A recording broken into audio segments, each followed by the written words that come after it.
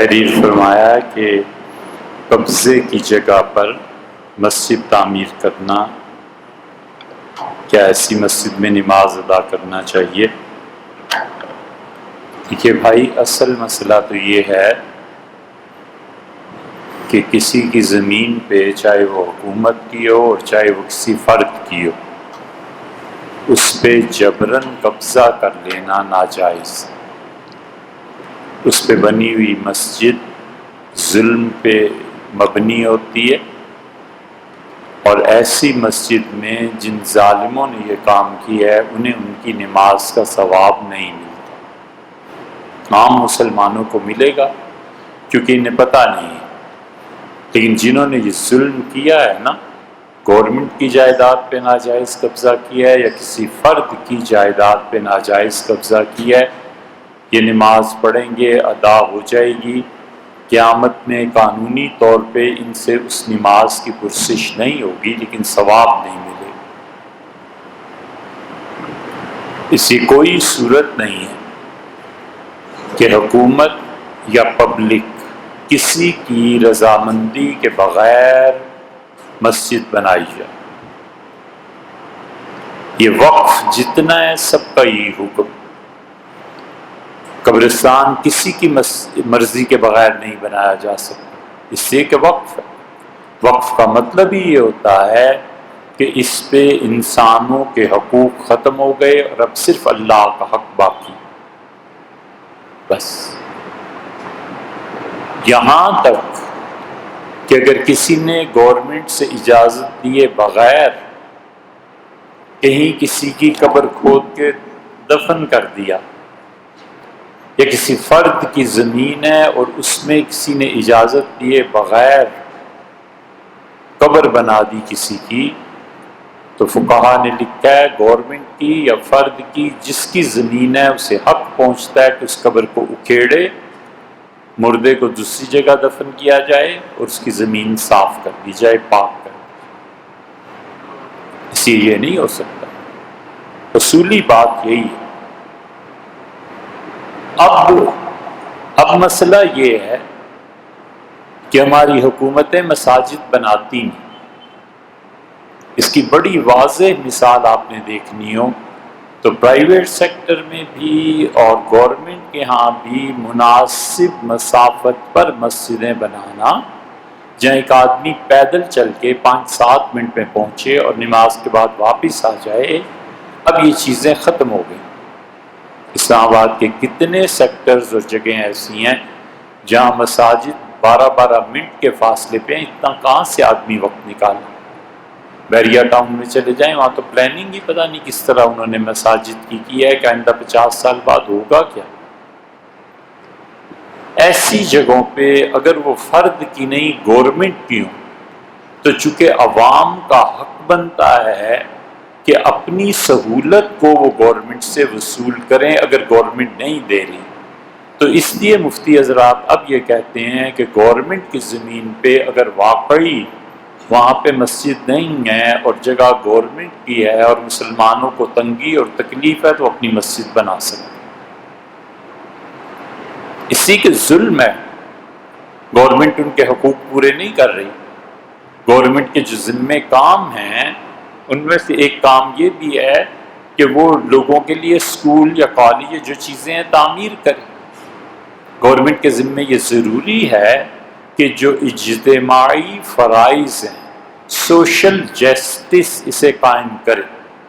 اگر حکومت سے قائم نہیں کر رہی تو عوام جو ٹیکس دے رہے ہیں، جن سے جبراً ٹیکس وصول کیا جا رہا ہے، جو چیز خریدتے ہیں سو ٹیکس ہے، سگریٹ خریدتے ہیں اس پہ ٹیکس ہے، شہد کی بوٹل خریدتے ہیں اس پہ ٹیکس ہے، پھل خریدتے ہیں اس پہ ٹیکس ہے، سیلز ٹیکس ہے، کیا کیا ٹیکس لگا رکھے ہیں۔ اس کے عوض میں وہ دیتے کیا؟ نہ تعلیم، نہ پڑھنے کے لیے اسکول، نہ لوگوں کے لیے ٹرانسپورٹیشن، اور نہ سوشل جسٹس، اور سب سے بڑھ کر جو ظلم کرتے ہیں وہ نظریہ نہیں دیتے۔ لوگوں کے پاس جینے کا کوئی نظریہ نہیں ہے۔ یہ گورنمنٹ کی ذمہ داری ہے کہ وہ جینے کا نظریہ لوگوں کو پرووائڈ کرے، بتائے کہ کیوں جی رہے ہو، بتائے کہ تمہاری کیا ڈیوٹیز ہیں۔ یہ تعلیم سے آتا ہے نا، تو تعلیم تو وہ دیتے نہیں۔ تو اس لیے اس صورتحال میں گورنمنٹ کے اس ظلم اور جبر کے خلاف اگر کوئی کرے گا، اس کی مسجد جائز قرار پائے گی۔ لیکن کہیں بھی اگر صورتحال پیدا ہے تو فرد کی زمین ہے یا گورنمنٹ کی زمین ہے، محفوظ ہے، اس پہ مسجد نہیں بنائی جا سکتی۔ عام مسلمان پڑھیں گے، نماز کا ثواب مل جائے گا، لیکن جنہوں نے ظلم کیا تھا انہیں نہیں ملے گا۔ سرایا، غنائم، انفال، فے سے کیا مراد؟ سرایا تو وہ اس کو کہتے ہیں اہل سیرت کی اصطلاح میں۔ حضرت رسالت مآب صلی اللہ علیہ وسلم نے جو جنگیں ایسی کی ہیں جس میں آپ خود نہیں تشریف لے گئے، خود گئے ہیں، تو وہ غزوہ ہے۔ یہ غزوہ وہ ہے جو آئندہ مستقبل کسی زمانے میں ہونا تھا، اور رسول اللہ صلی اللہ علیہ وسلم نے پہلے سے پیشن گوئی فرما دی کہ فلاں غزوہ ہوگا۔ تو جو پیشن گوئی کی ہے اور وفات کے بعد ہوا ہے وہ بھی غزوہ ہے، اور حیات طیبہ میں خود تشریف لے گئے ہیں تو وہ بھی غزوہ ہے۔ جیسے احد، بدر، تبوک، حنین وغیرہ وغیرہ خود تشریف بری ہوئی ہے، اور ارشاد فرما گئے ہیں کہ میرے بعد غزوہ ہوگا جس میں قسطنطنیہ، یعنی یہ قسطنطنیہ تو نہیں فرمایا، یہ فرمایا تھا کہ قیصر کا شہر فتح ہوگا، تو بھی غزوہ ہے، کیونکہ رسول اللہ صلی اللہ علیہ وسلم اس وقت حیات طیبہ اگر ہوتی تو شاید خود بھی تشریف لے جاتے۔ اتنی بڑی بشارت دی کہ اس پہ حملہ کرنے والے جنتی ہوں گے۔ پھر اسی طرح رسول اللہ صلی اللہ علیہ وسلم نے غزوہ ہند کے متعلق فرمایا کہ غزوہ ہند بھی جو ہوگا اس میں شرکت کرنے والے جنتی ہوں گے۔ حضرت ابو ہریرہ رضی اللہ عنہ نے خواہش کا اظہار کیا کہ کاش میری زندگی میں ہوتا تو ابو ہریرہ وہاں جاتا۔ تو پہلا دستہ جو کبھی آیا تھا اور انہوں نے بمبئی میں ہندوستان پہ حملہ کیا اور پھر فتوحات انہیں ہوئی، وہ مراد تھے، وہ ختم ہو گیا غزوہ ہند، اس زمانے میں ہوا۔ تو غزوات سے دونوں چیزیں مراد، حیات طیبہ میں یا اس کے بعد اتنی بڑی چیز جس کی خوشخبری پیشن گوئی حضور صلی اللہ علیہ وسلم نے فرمائی۔ پھر دوسری بات آپ نے یہ فرمائی ہے کہ غنائم، غنائم غنیمت کا مال، غنیمت کے مال میں جو لڑائی کے بعد آتا ہے، شرعاً جو جہاد ہوتا ہے، اس جہاد کے بعد دشمن کا مال جو حاصل کیا جاتا ہے، حربی کافر کا مال، اسے مال غنیمت کہتے ہیں۔ صرف کافر کا مال نہیں، کافر کا مال بھی محترم ہے، کافر کا مال لینا جائز نہیں ہے، یہ کسی شخص کے لیے درست نہیں ہے کہ انگلینڈ جائے اور انگریزوں کو دھوکہ دے کے ان کا مال لیا۔ حربی کافر ہونا چاہیے، وہ کافر جو میدان جنگ میں لڑائی کے لیے اترا ہے، وہ یا یہ مرے گا یا وہ مرے گا۔ ان دونوں کے لیے ایک دوسرے کا مال لوٹنا ہوتا ہے، ایک دوسرے کو نقصان پہنچانا ہوتا ہے۔ تو حربی کافر کو زندہ چھوڑ دینا یا اپنی موت کو دعوت دینا ہے۔ حربی کافر کا احکامات بہت شدید ہیں۔ فقہا نے لکھا ہے کہ اگر جنگل میں حربی کافر مل جائے اور کتا بھی مل جائے تو کتے کو پانی پلا دے، حربی کافر کو نہ پلائے، اس لیے کہ اسے چھوڑ دینا اس کا مطلب یہ ہے کہ کسی کو جا کے مارے یا تمہیں مارے۔ تو جو میدان جنگ میں کافر ہوتے ہیں یہ ان کا ہے۔ اب دنیا میں نہ دار الحرب ہے نہ دار الاسلام ہے، دار الامن رہ گیا، اب کوئی دار الحرب نہیں رہا دنیا میں۔ تو اس کے ذریعے جب وہ جنگ کے لیے آیا ہوا تو جو مال حاصل ہوتا ہے اسے غنیمت کا مال کہتے ہیں، اور اس کی جمع غنائم۔ تیسرا لفظ آپ نے فرمایا انفال۔ 10ویں پارے کی پہلی آیت میں یسألونک عن الانفال، آپ سے پوچھتے ہیں اس مال کے بارے میں جو جہاد کے علاوہ انہیں مل گیا ہے۔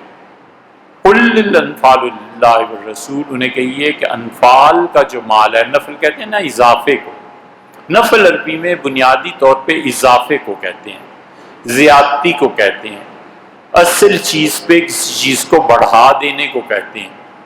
فرض نماز تھی، آپ نے اس کے بعد 2 رکعتیں اور پڑھ لی کہ اللہ اس فرض میں کوئی کوتاہی رہ گئی ہو تو معاف فرما دے، پورا کر دے، یہ نفل ہو گیا۔ حضرت رسالت مآب صلی اللہ علیہ وسلم، ترمذی میں حدیث آتی ہے کہ تم میں سے جو شخص ظہر کی نماز کے بعد 2 نفل پڑھ لے، یعنی 4 سنتیں، 4 فرض، پھر 2 سنتیں، پھر 2 نفل، یہ جو 2 نفل آخری ہیں نا، ان کے متعلق فرمایا کہ جو شخص پڑھ لے گا اللہ جنت میں اس کے لیے ایک گھر تعمیر کر دے گا، ایک محل اللہ اسے دے گا۔ یہ نفل ہیں، یہ زائد ہیں۔ ایک آدمی پڑھتا ہے بہت اچھی بات ہے، نہیں پڑھتا تو اس میں کوئی گناہ تھوڑی ہے۔ تو نفل مال غنیمت سے بھی زیادہ مل جائے، فے مما افاء اللہ، 28ویں پارے میں اللہ نے اس مال کا ذکر کیا۔ فے کہتے ہیں اس مال کو خیل ولا رکاب، جس پہ حملہ نہ کیا گیا ہو، گھوڑے نہ دوڑائے گئے ہوں، اور دشمن کی صلح کے بعد وہ حاصل کر لیا گیا ہو۔ انفال کی جو قسمیں بنتی ہیں ان میں سے ایک قسم یہ بھی ہو جاتی ہے۔ لیکن مال فے جہاں پر لڑائی نہیں کی گئی، جہاں پر کافروں نے ہتھیار پہلے سے ڈال دیے اور مسلمانوں نے وہ مال لے لیا، یہ مال فے کے درجے میں آتا ہے۔ اسی لیے سیدنا عمر رضی اللہ عنہ نے اس سے استنباط فرمایا تھا، جب ان کے زمانے میں فتوحات بڑھ گئیں تو امیر المومنین رضی اللہ عنہ ان جیسا آدمی نہ اس سے پہلے ہوا ہے نہ اس کے بعد ہوا ہے۔ تمام انبیاء علیہ السلام کے جتنے بھی خلفاء ہوئے ہیں ان میں صرف سیدنا عمر رضی اللہ عنہ ایسی ہستی ہیں جو رسول اللہ صلی اللہ علیہ وسلم کو تحفے کے طور پہ دی گئی، نہ ان سے پہلے کسی نبی کو ایسا ملا اور ان کے بعد تو کوئی سوال ہی نہیں علیہ السلام۔ سیدنا عمر رضی اللہ عنہ دین کے مقاصد کو سمجھتے تھے، ذرائع تبدیل کرتے تھے، کوئی بچوں کا کھیل نہیں ہے۔ وہ دین کے مقاصد کو سمجھتے تھے، ذرائع تبدیل کرتے تھے۔ دین کا مقصد یہ ہے کہ لوگوں کی مدد کی جائے۔ کس ذریعے سے مدد کی جائے گی؟ اس ذریعے کو جو رسول اللہ صلی اللہ علیہ وسلم نے اپنایا تھا۔ میرے زمانے میں وہ ذریعہ استعمال نہیں ہو سکتا، ذریعہ بدل دیتے تھے، تبدیل کر دیتے تھے۔ عورتوں کا ایک مسئلہ آیا تھا، آپ نے فرمایا کیا فیصلہ کیا تھا رسول اللہ صلی اللہ علیہ وسلم نے؟ تو فاطمہ بنت قیس کھڑی ہوئی اور اس نے کہا رسول اللہ صلی اللہ علیہ وسلم مجھے جب طلاق ہوئی تھی تو میرے بارے میں یہ فیصلہ کیا تھا۔ سیدنا عمر رضی اللہ عنہ چپ ہو گئے، پھر کافی دن کے بعد فرمایا کہ یہ عورت جس نے فیصلہ، اب عورتوں کا حق ایک اس میں کم ہوتا تھا، عورتوں کا ایک حق گویا ختم ہو جاتا تھا۔ سیدنا عمر رضی اللہ عنہ نے کہا کہ مجھے نہیں پتا حفظت و نصیحت، یہ عورت اپنے معاملے کو بھول گئی ہے یا اسے رسول اللہ صلی اللہ علیہ وسلم کا فیصلہ یاد ہے، بہرحال میں عورتوں کے بارے میں یہ فیصلہ نہیں کر سکتا، میں انہیں یہ حق دوں گا۔ یہ چھوٹی سی بات نہیں ہے کہ رسول اللہ صلی اللہ علیہ وسلم کی بات سننے کے باوجود یہ فرما دیا کہ مجھے نہیں پتا کہ یہ عورت اس بات کو بھول گئی ہے یا اس سے یاد رکھتا ہے۔ شریعت کے جو مقاصد شرعیہ تھے نا ان پہ ان کی نظر تھی، ذرا مقاصد شرعیہ پر۔ تو سیدنا عمر رضی اللہ عنہ کے فیصلے تو پھر ایسے ہی تھے کہ شریعت کا مقصد فوت نہ ہو، راستہ تبدیل کر لیتے تھے۔ یہ نبوت کا مزاج تھا۔ اس لیے سیدنا عمر رضی اللہ عنہ نے جب تقسیم غنیمت کے اموال کی ہوئی ہے تو بہت بڑا ڈھیروں کے حساب سے مال غنیمت آیا تھا، اور بڑا مسئلہ یہی تھا کہ فوج اس کی دعویٰ کر رہی تھی کہ مال غنیمت ہمیں دیا جائے، فوج میں تقسیم کیا جائے۔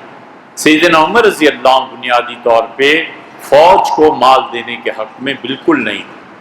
انہوں نے شورا بلا لی، بڑے دور دور سے لوگ آئے، شام سے حضرت بلال رضی اللہ عنہ تشریف لے آئے، مکہ مکرمہ سے لوگ پہنچے، حضرت عمر رضی اللہ عنہ شورا منعقد کی۔ انہوں نے کہا فوج جن علاقوں کو فتح کرتی ہے ان علاقوں کا کیا کرنا ہے؟ صحابہ رضی اللہ عنہ نے کہا کہ آپ فرمائیں۔ بحث ہوئی، ایک پورا گروہ تھا جس کا موقف یہ تھا کہ زمینیں آرمی میں تقسیم کر دی جائیں۔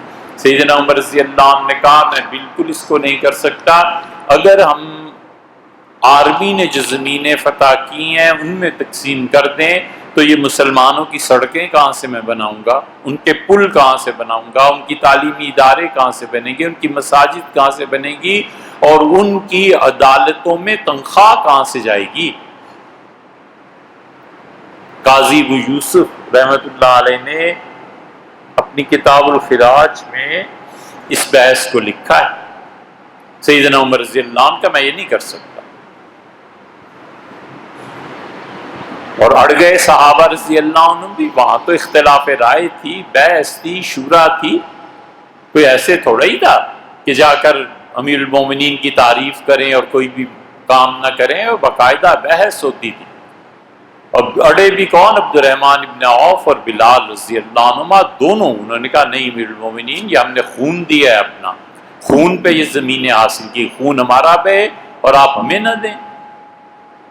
پھر ایک دن فرمایا شورا کے اجلاس میں کہ رات عشاء کی نماز پڑھ رہا تھا میں، تو میرے ذہن میں اچانک آئی آیت جس میں اللہ نے مال فے کا ذکر فرمایا۔ یہ فے ہے نا، اس کی ایک شاخ پھر حضرت عمر رضی اللہ عنہ کی، پھر حضرت عبد الرحمن ابن عوف رضی اللہ عنہ اپنے موقف سے دستبردار ہو گئے۔ حضرت بلال رضی اللہ عنہ کا کہ عمر تمہیں ضرور تقسیم کرنے پڑے گی، وہ اتنا زیادہ ان کا اصرار تھا۔ بلال بھی ظاہر ہے بڑے آدمی تھے، سیدنا عمر رضی اللہ عنہ اس سے بھی بڑے آدمی تھے۔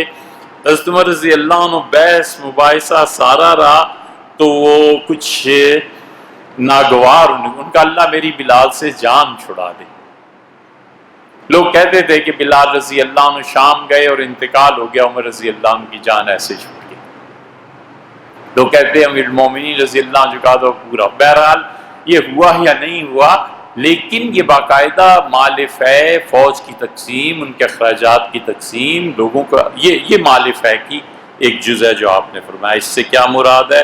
اس سے یہ مراد، اسی لیے دنیا میں جب انقلابات آتے ہیں اور اسلامی نظام جب قائم ہوتا ہے تو اس میں فوج کے ساتھ ساتھ پورا پبلک کا حصہ الگ کیا جاتا ہے کہ اتنا پیسہ ہے جو رفاع عامہ پہ خرچ کیا جائے گا، اتنا پیسہ ہے جو تعلیم پہ خرچ کیا جائے گا، اتنا پیسہ ہے جو فوج پہ خرچ کیا جائے گا۔ یہ پورا بجٹ، پورا حساب کتاب ہوتا ہے، ایسے نہیں ہوتا۔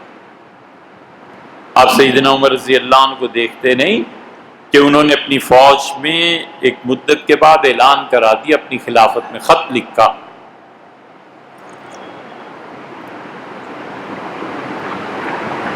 ایک مدت تو نہیں جلدی خط لکھا تھا خلافت سنبھالنے کے کچھ ہی عرصے کے بعد۔ فرمایا ساری فوج کو کہ تم جس کمانڈ میں بھی ہو، جہاں بھی لڑ رہے ہو، 50,000 گھوڑے مدینہ منورہ میں ہر وقت تیار کھڑے ہیں، تم جب چاہو مجھ سے طلب کر سکتے۔ 50,000 گھوڑوں کے چرنے کے لیے جگہ، ان کی خدمت کے لیے لوگ، استبل، وہ کوئی چھوٹی سی چیز نہیں تھی۔ 50,000 گھوڑوں پہ خرچہ کتنا آتا ہوگا؟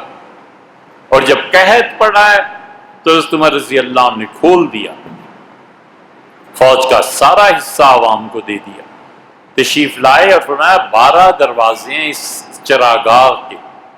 فرمایا اسلم ہیڈ تھے نا وہاں، فرمایا اسلم سارے دروازے کھول دو، جو آئے اسے چرنے سے جانوروں کو منع نہ کرنا۔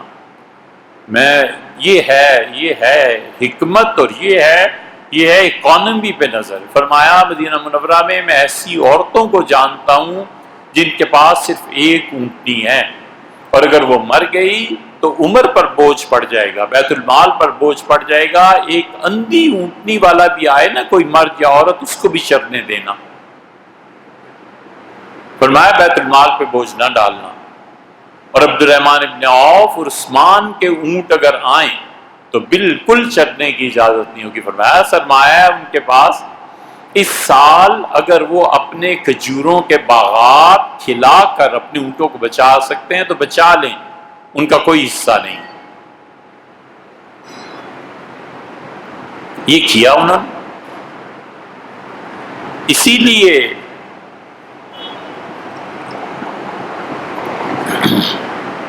سیاسی حالات نہیں کہہ رہا، وہ تو سیاست کو تو آپ لوگ جانے، حکومت والے میں اس سے کوئی غرض نہیں، لیکن جو انقلاب ایران کا آیا تھا نا، اس میں ایک پہلو یہ بھی تھا کہ دولت کی جو نامنصفانہ تقسیم ہے اس کو ختم کیا جائے۔ شاہ ایران کا خیال تھا کہ اس کے قرب و جوار میں جتنے بھی ممالک میں، ہمارے پاکستان سمیت، تیل جتنا نکالا جا سکتا ہے، سب کا سب تیل اصل میں تہران کی ملکیت، چنانچہ وہ چاہتے تھے، اور جو ان کے مخالفین تھے وہ کہتے تھے تمہاری ملکیت کہاں سے ہے، شاہ کی ملکیت یا ایران کی ملکیت کہاں سے ہے، ہر ایک ملک کو اس کا حصہ ملنا چاہیے۔ یہ کمیونسٹوں کا بھی موقف تھا، اور یہ جو اسلام کی نمائندگی کر رہے تھے ان کا بھی موقف تھا۔ تو کمیونسٹ اور اسلامائزیشن کے لیے جو لوگ کام کر رہے تھے یہ دونوں مل گئے، اور اس صورت میں انہوں نے شاہ ایران کا انقلاب برپا کیا اور تختہ الٹ دیا، کیونکہ شاہ ایران کے زمانے میں ایران یہ بن چکا تھا کہ وہاں سر عام ان کی کابینہ میں، ان کی آرمی میں شادیاں ہوتی تھی لڑکوں کی۔ ایک جنرل خسروانی تھا اور ایک جنرل جو تھا جہاں بانی تھا، کوموڈور ہوٹل میں دونوں کے بیٹوں کی شادی ہوئی 1968 میں۔ 1968 کے اخبارات کبھی دیکھنا اگر تم نے پڑھی ہو تو، شاہ نے بھی شرکت کی اور سارا ایران میں جشن تھا، جرنیلوں کے بیٹھے تھے۔ آخر کوئی عیب تھوڑا ہی تھا۔ جمی کارٹر کا زمانہ تھا نا،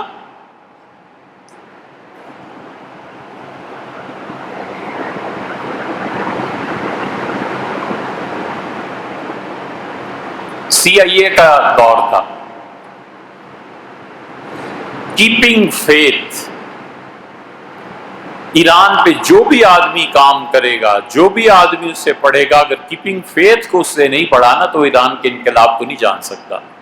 کارٹر نے اپنی لکھی ہے سوانح، پڑھا کرو یار، پڑھا کرو، دن میں 2-3 گھنٹے نکال کے نا، بالکل کنڈی لگا کے، اگر گھر والوں کا ہو کہ پتہ نہیں کون آ جائے اور کیا کام پڑ جائے، چلے جاؤ گھر سے کہیں جا کے بیٹھ کے پڑھو۔ کیپنگ فیتھ اور CIA کا زمانہ تھا،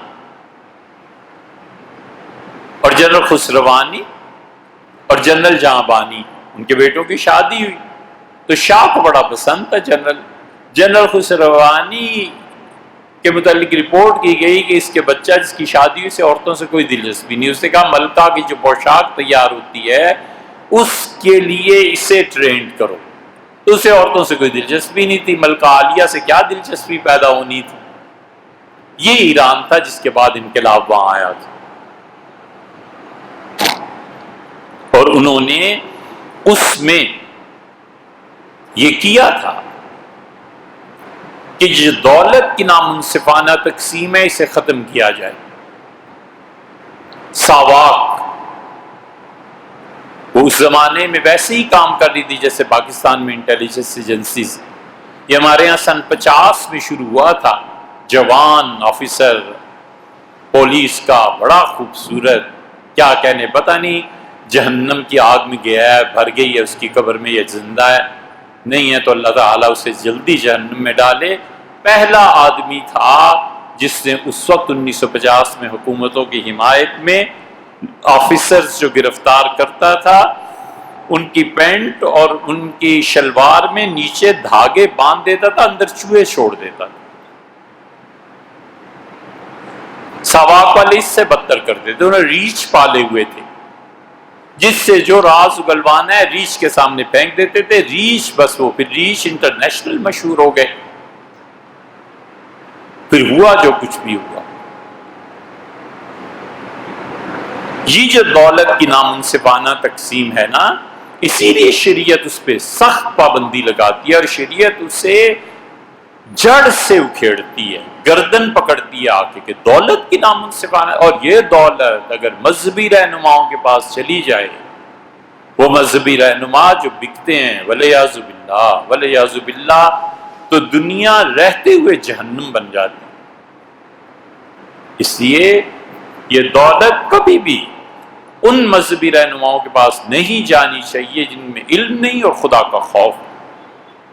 سیدنا عمر رضی اللہ عنہ نے اسی لیے ساری محرومی کر دی، انہوں نے کہا پبلک کا حق بنتا ہے، پبلک کو بھی تو جتنا آرمی کا حق ہے وہ لیتی رہے۔ تو یہ جتنے آپ نے سوال لکھا ہے یہ سارا اس کا۔ اسی لیے اگلا سوال آپ نے جو لکھا ہے کہ بہن اگر اپنا حصہ لینا چاہے اور بھائی ناراض ہو تو اس صورت میں کیا کرنا چاہیے؟ سب بہن بھائیوں کو، سب کنبے کو چاہیے کہ بہن کو حصہ دیں اور خارج کریں، اس سے نہ ملیں، اس سے بائیکاٹ کر دیں۔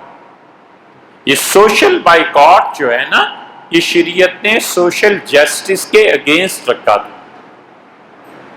کہ اگر کوئی آدمی ایسا کام کرتا ہے جس سے عام پبلک کو انصاف نہیں ملتا تو اس آدمی کی مذمت کی جائے۔ اسی لیے فقہا نے لکھا ہے کہ جب عدالتوں میں انصاف نہ ملے تو لوگوں کو چاہیے کہ شہر کا سب سے بڑا عالم دین اس کے پاس اپنی عدالت قائم کریں اور اس کے پاس جائیں، اور جس حد تک ہو سکتا ہے وہ قانون کا اپنی طرف سے نفاذ کروائے۔ اور اگر دو عالم دین اتنے بڑے ہیں تو کرا ڈال دیا جائے، پرچی نکالی جائے، پھر وہ کہتے ہیں ان کی کمیٹی بنا دی جائے۔ وہ کہتے ہیں لوگوں کو چاہیے کہ اپنے مقدمات اللہ کے اچھے نیک پڑھے لکھے علماء کے پاس لے جائیں، گورنمنٹ کا بائیکاٹ کر۔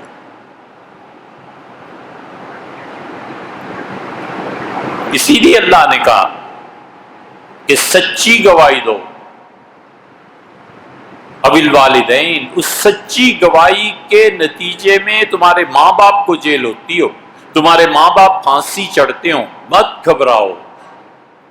اولی القربہ، تمہارے رشتہ داروں پہ جا کے زد پڑتی ہے، اللہ نے کہا مت گھبراؤ، فاللہ اولیٰ بہما، تمہارے رشتہ دار اور والدین اس سے زیادہ حق اللہ کا ہے۔ اللہ کہتا ہے انصاف قائم کرنا ہے میری زمین، خدا ظلم کو برداشت نہیں کرتا۔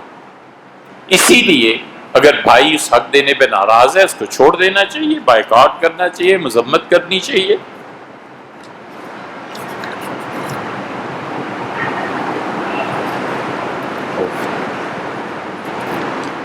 اچھا بھیا، آپ نے خوب یاد دلایا یہ مسئلہ جو آپ نے فرمایا تھا کہ لکھا ہے، یہ بہت اچھی بات آپ نے کی۔ ہماری غلطی یہ ہوئی کہ وہ جو پرچہ تھا وہ دھل گیا، کپڑوں میں دھل گیا، ورنہ ہم اس کا ضرور جواب بعد میں تلاش کرنے پہ معلوم ہوا۔ اچھا ہوا آپ نے لکھ دیا، انشاءاللہ اس کو محفوظ رکھیں گے، آئندہ اس کے جواب کے متعلق عرض کر دیں۔ نیک صالح آدمی کے متعلق سنا ہے کہ جو سید زادہ تھے کہ حضور اقدس صلی اللہ علیہ وسلم کے روزے پہ گئے، سلام کیا، دست مبارک قبر سے باہر نکلا، وہ بزرگ کون تھے، کیا حقیقت؟ سب جھوٹ پہ مبنی، اعلیٰ درجے کا جھوٹ ہے، ٹھیک ہے؟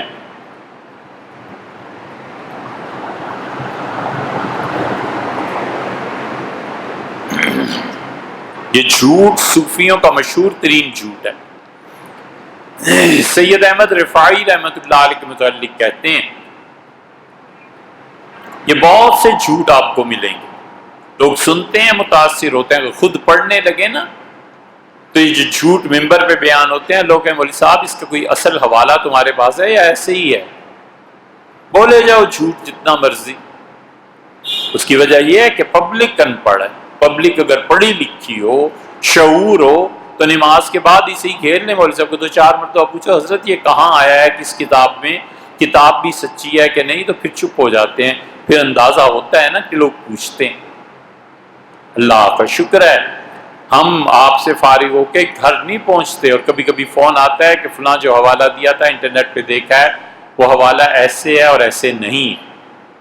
اللہ کا شکر ہے، ہمیں خوشی ہوتی ہے، لوگ اختلاف کرتے ہیں، لوگ تحقیق کرتے ہیں، بڑی خوشی ہوتی ہے کہ یار اختلاف کرو، اختلافی سے تو زندگی ہے، لیکن ادب کے ساتھ، احترام کے ساتھ، چھوٹے بڑے کی تمیز رکھتے ہوئے، یہ اختلاف ہی ہے، یہ تھوڑا ہی ہے کہ جو حضرت نے کہہ دیا سب سچ ہے۔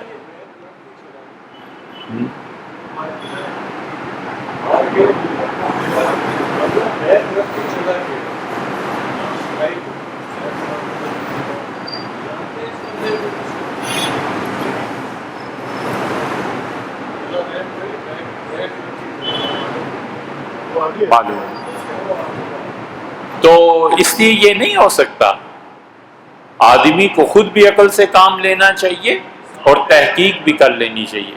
جہاں تک اس کا تعلق ہے جو مسئلہ آپ نے لکھا ہے، ایک یہ جھوٹ مشہور ہے سید احمد رفاعی رحمۃ اللہ علیہ کے متعلق۔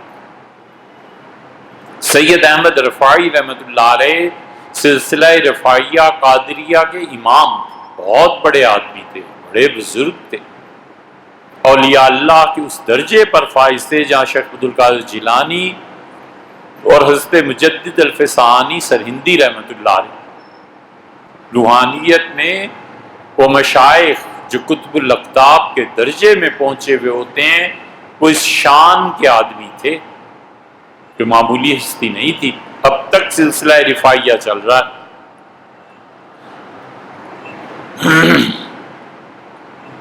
اور کرامتیں ان کی بے پناہ تھی، بہت کرامتیں ان سے سرزد ہوتی تھی۔ متاخرین میں یہ شاہ عبد القادر صاحب محدث دہلوی ہیں نا، جنہوں نے قرآن کریم کا ترجمہ لکھا ہے، یا ان کی کرامتیں اس طرح ظاہر ہوتی تھی۔ کشف، لوگوں کے احوال کا کھل جانا ختم تھا ان لوگوں پہ۔ اس سلسلہ رفاعیہ میں جب بگاڑ پیدا ہوا ہے تو مراکش، مغرب، اسپین، فرانس، یہاں اور پھر مراکش سے جو صوفیہ آئے تھے مصر، انہوں نے سیکھ لیا جادو۔ اور مصر تو علم کا گھر تھا، یا پھر ہندوستان علم کا گھر تھا۔ ہندوستان کے تو کیا کہنے، ہندوستان تو بادشاہ تھا۔ افلاطون یہاں آیا تھا پڑھنے کے لیے۔ حضرت موسیٰ علیہ السلام کو جو سامری ہے نا، کہتے ہیں وہ یہاں آیا تھا ہندوستان جادو سیکھنے کے لیے، کہتے ہیں۔ مصر کا بھی یہی حال تھا۔ تو یہ رفاعیہ سلسلے کے مشائخ جو اپنے آپ کو کہلاتے تھے، یہ وہاں گئے اور انہوں نے ایسے جادو سیکھے، نظر بندی، کمال کی نظر بندی کرتے تھے۔ بظاہر آگ لگا لی اپنے آپ کو، حضرت کو کچھ ہوا نہیں، یہ نظر بندی تھی۔ سانپ اپنے گلے میں لپیٹے ہوئے ہیں، سانپ کاٹ نہیں رہا، یہ نظر بندی تھی۔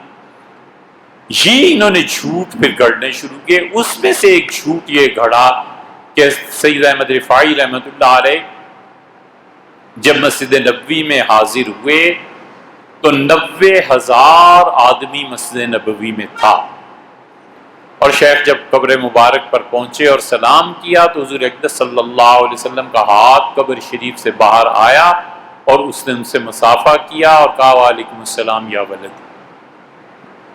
شیخ الاسلام ابن تیمیہ رحمۃ اللہ علیہ نے، ہم تو تھوڑا کہہ رہے ہیں کہ صاف جھوٹ ہے، شیخ نے دھجیاں اڑائی ہیں اس کو، کیا جھوٹ پکتے ہو؟ مسجد نبوی میں 90,000 آدمی بیٹھ ہی نہیں سکتا تھا، اتنی مسجد نبوی وسیع کہاں تھی؟ سب جھوٹ ہے۔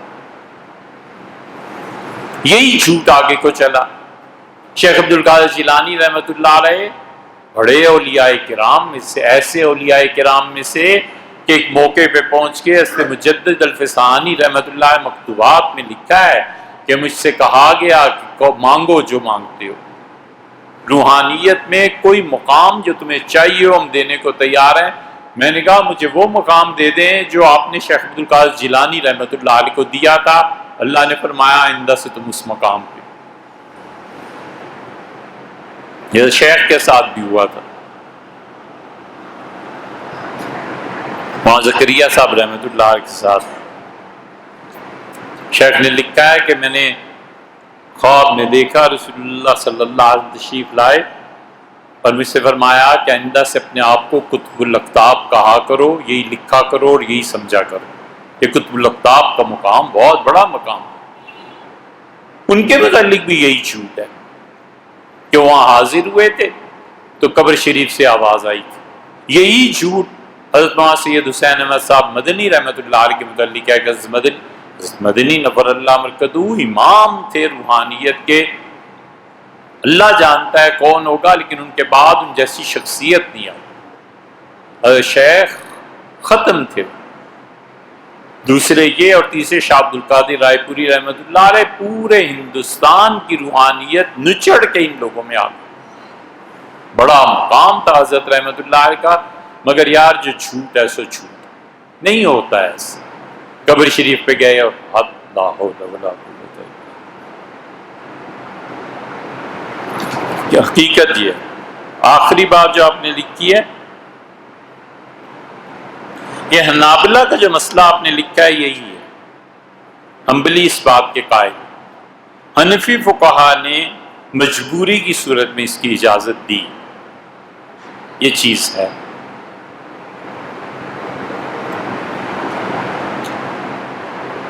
ایک بات آپ سے اور عرض کروں جو اس سے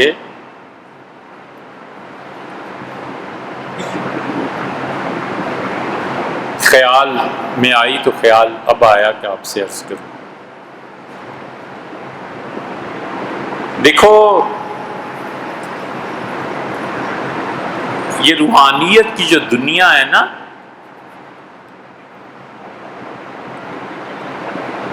اس میں یہ جو ذی الحج کی 13 آتی ہے نا مینا کو، اس میں بھی اور کبھی کبھی حضرت رسالت مآب صلی اللہ علیہ وسلم کی سربراہی میں بڑے بڑے لوگ جمع ہوتے ہیں، جن سے نبی کریم صلی اللہ علیہ وسلم بات کریں، پوچھیں، مہربانی فرمائیں، مسکرا دیں، ہنس دیں، وہ ایک الگ جہان ہے۔ کچھ جو چھوٹے ہوتے ہیں نا، صرف اتنا ہی ہوتا ہے کہ تم کھڑے رہو، دیکھو ہو کیا رہا ہے، اور وہ جو سلطنت شب ہوتی ہے نا، اس کے رموز سے پتہ چلتے ہیں۔ اللہ ہی کے فیصلے ہوتے ہیں، لیکن رسول اللہ صلی اللہ علیہ وسلم فرماتے ہیں کہ یہ فیصلہ ہوا ہے، تمہارے بارے میں یہ کہا گیا ہے۔ جو چھوٹے ہوتے ہیں نا، ذرہ برابر نہ ادھر ادھر دیکھ سکتے ہیں، نہ توجہ ادھر ادھر کر سکتے ہیں، اتنا ادب ہے، اتنا ادب ہے کہ مار دیے جائیں اگر وہ اپنے مقام سے ذرا جنبش کریں۔ حضور صلی اللہ علیہ وسلم کے اس دربار کا روحانیت میں اتنا ادب ہے۔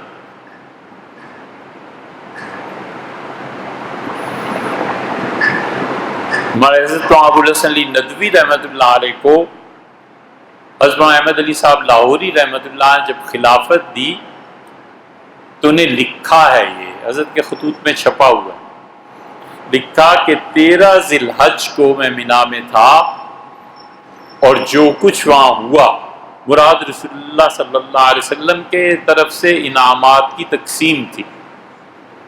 میں نے ابو الحسن تمہارے لیے خاص طور پہ دعا کی اور میری دعا قبول ہوئی۔ انہوں نے عرض کیا ہوگا رسول اللہ صلی اللہ علیہ وسلم، کچھ مانگا ہوگا حضرت کے بارے میں، اور وہ قبولیت تو اس طرح بھی پتہ چلتی ہے کہ کوئی 26-28 لاکھ آدمیوں نے مولانا ابو الحسن علی ندوی کا جنازہ پڑھا ہے بیت اللہ میں، پورے عالم عرب میں۔ رحمہ اللہ، ہمیں نہیں معلوم کہ عالم اسلام میں اتنا بڑا جنازہ اب تک کسی کا ہوا۔ حضرت خود فرماتے تھے، ہم نے سنا لکھنؤ میں، حضرت فرماتے تھے میرے شیخ نے مجھے یہ فرمایا تھا، وہ جو رسول اللہ صلی اللہ علیہ وسلم کا دربار، وہ چیز جو ہوتی ہے نا، جنبش کرے اور جلا دیا جائے، یہ چھوٹوں کا یہی حال ہوتا ہے، دیکھتے رہتے ہیں چپ کہ ہو کیا رہا ہے۔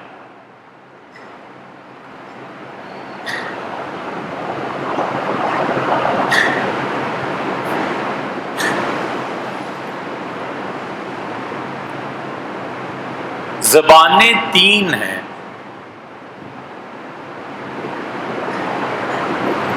ایک یہ زبان ہے جو منہ میں ہے، ایک زبان ہوتی ہے دل میں۔ دل کی زبان ظالم کو دیکھ کے بے اختیار بد دعا نکلتی ہے کہ خدا تیرا بیڑا غرق کرے، محبت میں بے اختیار دعا نکلتی ہے کہ اللہ خوش رکھے۔ ماں باپ ہر آدمی کو یہ تجربہ ہے، دل کی زبان بولتی ہے بے اختیار۔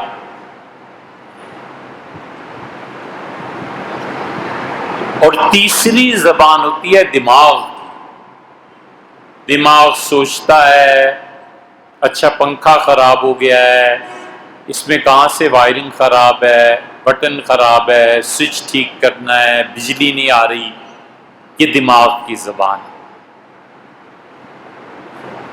ایسی ہی آنکھیں بھی تین ہوتی ہیں، ایک آنکھ جو دیکھتی ہے ظاہر کو، ایک آنکھ جو دماغ میں ہوتی ہے اور تصورات کو بناتی ہے،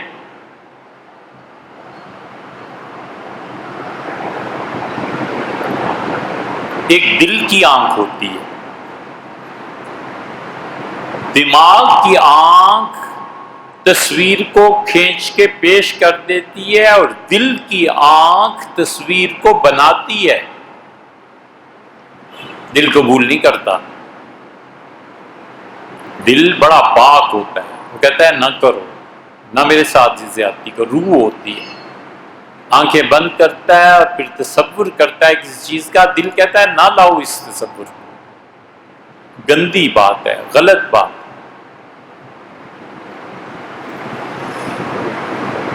یہ تینوں زبانیں اور تینوں آنکھیں بند کرے، اس تصور کی آنکھ کو دل کے ساتھ پاک کرے،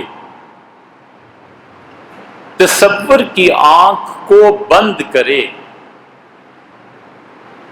تصور کی آنکھ بند ہوتی ہے نا جب دل سے، اور دماغ چھوڑ دیتا ہے، تو سلطنت رموز سلطنت نیم شب اور اللہ کی معرفت کا پہلا قدم اٹھتا ہے، پھر اس دربار کی طرف آدمی چلتا ہے۔